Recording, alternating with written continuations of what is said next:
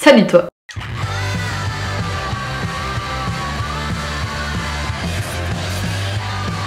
Bon, je sais que j'ai fait une vidéo sur les dernières séries que j'ai vues il y a quelques temps.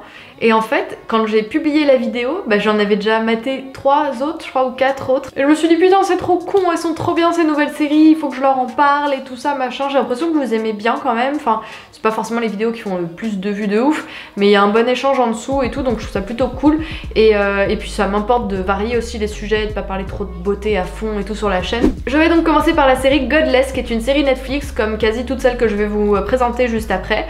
Donc il s'agit d'un western, et encore une fois je n'aime pas les westerns. À la base j'aime pas ça m'énerve. Je suis pas hyper fan des embrouilles qu'il y a entre les gens. J'aime pas trop l'époque, j'aime pas trop les costumes. Enfin je trouve ça voilà, ça fait sale, ça fait poussiéreux machin. Bon, c'est pas un truc qui me plaît plus que ça au niveau de l'esthétique je parle.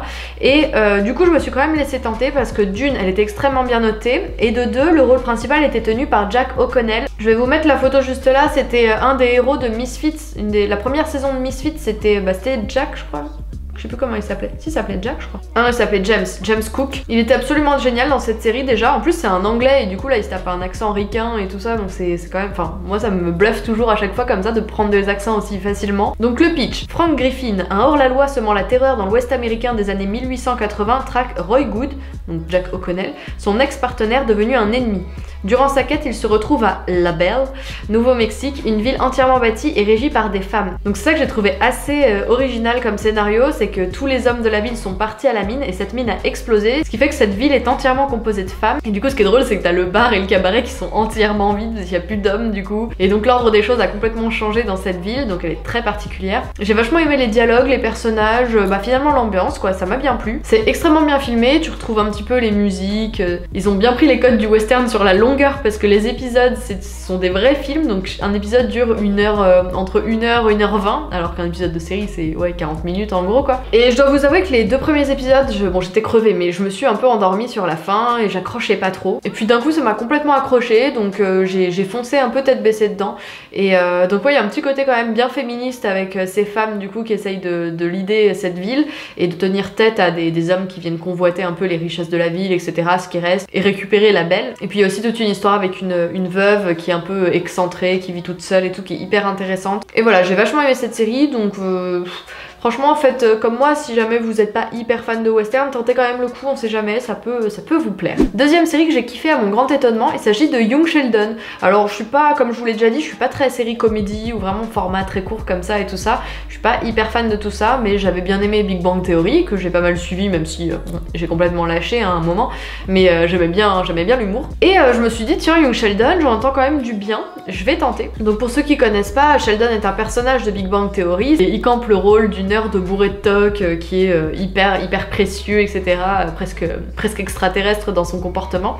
Et du coup bah ils se sont dit on va faire un spin-off et on va faire une série autour du personnage de Sheldon quand il était petit pour un petit peu comprendre comment il est devenu comme ça. Donc ce qui est marrant c'est que tu comprends pas comment il est devenu comme ça vu qu'il a toujours été comme ça, c'est presque ça qui est drôle du coup. Et donc ils disent que c'est une sitcom sur Allociné, mais franchement tu vois, autant je trouve que Big Bang Theory il y a ce gros côté sitcom, décor carton-pâte, et quand ils sont à la cantine ils ont leur assiette mais ils mangent jamais, les rires enregistrés, les couleurs hyper criardes et tout ça, tandis que là c'est vraiment plus comme une série Young Sheldon.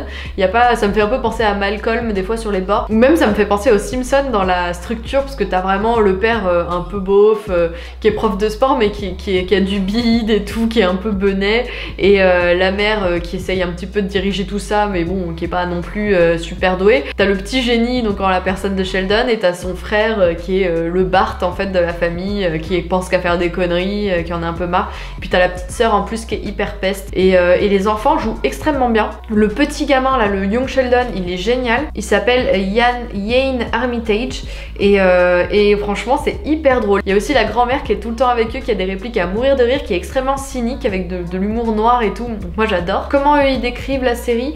Dans ce préquel de The Big Bang Theory centré sur la jeunesse de Sheldon Cooper, le jeune prodige doué d'une intelligence sans pareil pour les sciences et les mathématiques, apprend à ses dépens que ses qualités ne sont pas d'une grande aide dans l'est du Texas, où l'église et le football sont rois. Très vite, sa différence impacte les membres de sa famille, et lorsqu'il intègre à l'âge de 9 ans le lycée, le jeune garçon vulnérable et naïf va devoir faire face au monde qui l'entoure. Donc c'est vrai qu'il s'amuse beaucoup des situations, donc ça reste un enfant dans un lycée, donc il est complètement décalé. Et les situations sont extrêmement drôles parce qu'il a une vision de la morale qui est très basée sur un peu le code civil ou les choses comme ça. Il n'est pas du tout dans l'empathique ou dans les sentiments ou dans la... Voilà, il réfléchit pas avec son cœur, il réfléchit vraiment avec son cerveau, et du coup ça crée des situations complètement loufoques, et j'ai beaucoup ri. Alors j'ai pas fini là, c'est pas complètement fini. Moi je la regarde sur Canal+ à la demande, mais voilà, si vous avez l'occasion de la voir, testez. Si vous aviez aimé le personnage de Sheldon, franchement j'ai été agréablement surprise. J'ai regardé ça pendant mes jours un peu végétatifs comme ça entre Noël et le Nouvel An, et ça se laisse bien regarder. Comment ne pas vous parler de Black Mirror? Mais Black Mirror que j'avais mis dans mon top des séries que j'ai préférées, et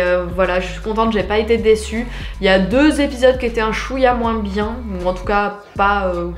voilà, pas folichon. Mais sinon là, cette saison était magnifique, j'ai pas été déçue. Le premier épisode là sur la simulation de jeu du nerd, encore une fois là, les nerds sont au centre des créations en ce moment, des séries, des films, etc. En ce moment c'est assez drôle. Mais voilà, ce qui est dommage c'est que je peux pas trop vous dire les choses parce que Black Mirror c'est typiquement le genre de série que tu spoil. Moi on me l'a spoilé Black Mirror en me disant tu sais l'épisode sur telle thématique, et en fait la thématique tu la comprends qu'à la fin de l'épisode, et c'est le twist qui est intéressant. Donc c'est vraiment très difficile de parler de Black Mirror. Mais si vous ne connaissez pas, c'est une série dystopique qui montre un petit peu à quoi ressemblerait pas notre futur, mais si, en gros, si les nouvelles technologies nous avaient un petit peu dépassés, et si on perdait un petit peu toute éthique. Et du coup, c'est extrêmement flippant parce que ça nous renvoie clairement à notre propre monde. On fait vraiment clairement les parallèles avec les technologies qui existent déjà et qu'on utilise déjà, mais sauf que là c'est amplifié, déformé, noirci, et chaque épisode sont indépendants des uns des autres. Il n'y a pas d'acteurs en commun, pas de personnages en commun. Donc là où il y avait 6 épisodes, donc le premier c'est USS Callister, je l'ai adoré, je crois que c'est mon préféré le premier, donc c'est un peu dommage du coup. Ah oui, le deuxième c'est hyper intéressant, c'était une mère qui s'inquiétait pour la sécurité de sa fille et qui lui implante une puce de surveillance qui permet de la localiser, et voilà. Je ne vous dis pas plus, ça dégénère, et c'était hyper bien aussi. Le 3, Crocodile, je l'ai moins aimé. Donc mes épisodes préférés, ça va être le premier, USS Callister. Le capitaine Robert Daly dirige l'équipage de son vaisseau spatial d'une poigne ferme et juste, mais une nouvelle recrue arrive et les faux semblants volent en éclats. Donc ça, c'était hyper cool. Le deuxième que j'ai adoré, c'est le 4e épisode, Hang the DJ. Selon ce système de rencontre, toute relation a une date de fabrication et d'expiration. Je vous dis pas la suite parce que je trouve que ça spoil déjà. Donc ça montre vraiment les dérives un peu du choix de sa future conquête via des applis ou des choses comme ça, mais évidemment complètement extrapolé et donc carrément flippant. Et un de mes préférés aussi, le dernier épisode, l'épisode 6, Black Museum. Sur un tronçon d'autoroute vétuste, une touriste tombe sur un musée vantant des artefacts criminels rares, mais le clou de l'exposition lui réserve une surprise de choc. Et il était vraiment génial aussi cet épisode, j'ai eu l'impression d'avoir 4 épisodes en un, puisque des récits sont racontés à partir des pièces du musée, donc j'ai vraiment eu l'impression d'avoir 1000 histoires dans cet épisode. Et c'est ça que je trouve complètement fou avec cette série, c'est que chaque épisode est un vrai film quoi. Ça dure 1h10, et des fois quand tu vois le nombre de daubes qui sort au cinéma et que tu vois la qualité d'un épisode de Black Mirror, tu te dis mais les gars, mais sortez les épisodes de Black Mirror au cinéma, parce que qu'est-ce que vous attendez? Qu'on ait enfin des trucs de qualité dans tout ce qui est SF, anticipation et tout le bordel, parce que là c'est à chaque fois on a des daubes. Là j'ai encore vu l'expérience interdite là, c'était nul à chier. Bon c'était déjà un remake, mais oh là là c'était nul, j'étais tellement triste.